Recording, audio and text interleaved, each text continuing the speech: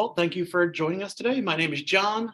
I'm Alessandro's graduate student. And I'm going to be talking about the transmission of Batrachochytrium dendrobatidis, BD, in terrestrial breeding frogs in the Andes, in Andean montane forests of southeastern Peru.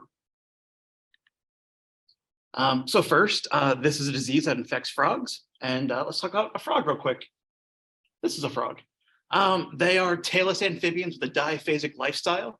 This means they typically go from a larval tadpole into an adult frog.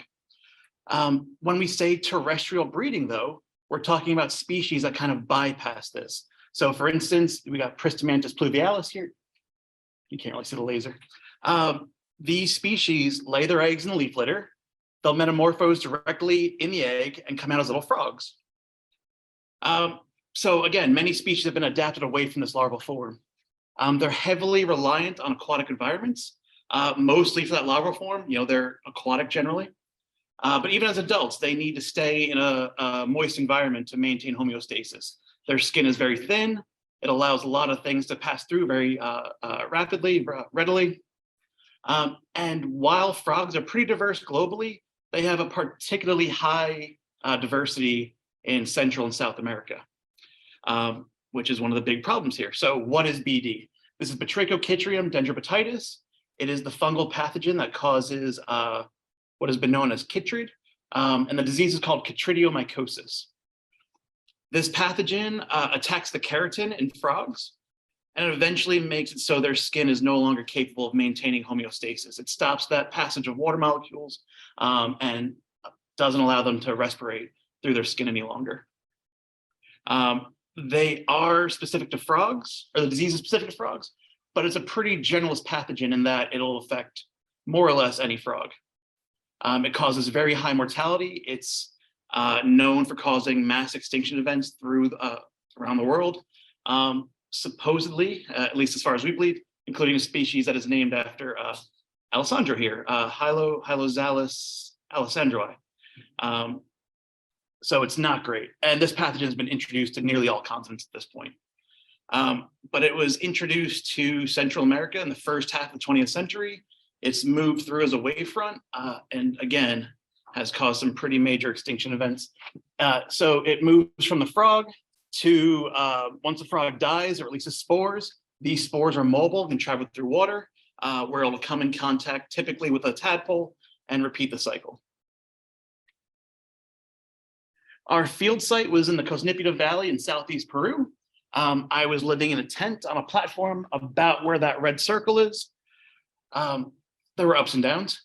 And we set up 12 transects along this roadway in different habitat types: floodplain forest, creeks, and upland forests. And our goal here was to measure the prevalence of BD. So as I said earlier, BD typically encounters frogs in these aquatic environments that many species live in.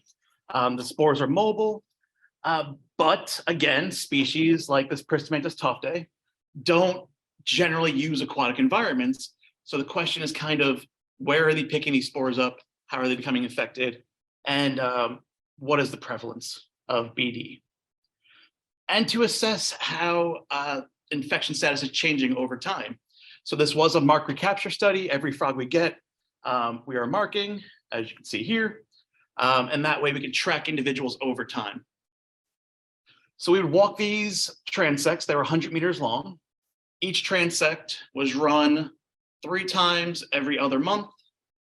And we would utilize visual encounter surveys, which is essentially walking, and when you see a frog, you grab it, you measure it, weigh it, swab it, and mark it. And over time, we can collect a lot of information about these frogs, not just about infection status, but also some of their life history traits, because many of these frogs aren't very well documented. Little is known about their growth rates, how big they can get, and how chytrid is affecting them.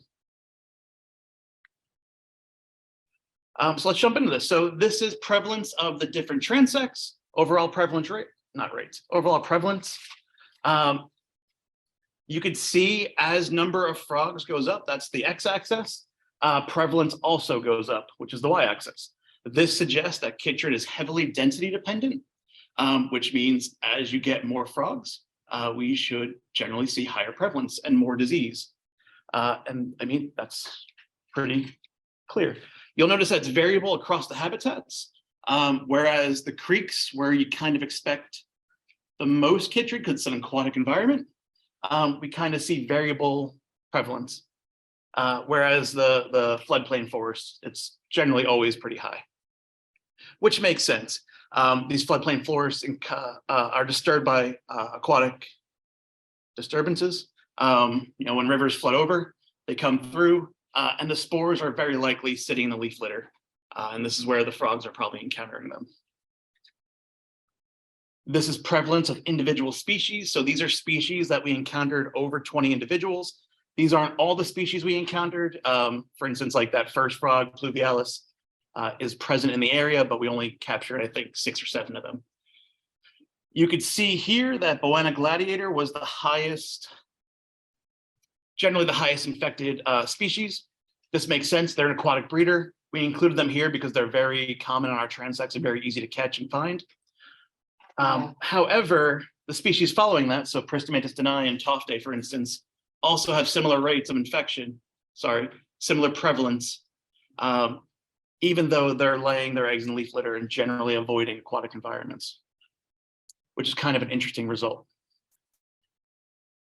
And this is another very cool result, I think. So this is infection status on the y-axis and number of individuals on the x-axis. And what we're showing here is infection status changes. So these are only recaptured frogs. So a 0 to a 0 means a frog stayed uninfected over a recapture. 0 to 1 means they became infected. 1 to 0 means they cleared infection. And 1 to 1 means they stayed infected after a recapture. Now, for a disease that's caused mass extinction events, this is a really interesting result because some species, or some individuals rather, are able to naturally clear infection.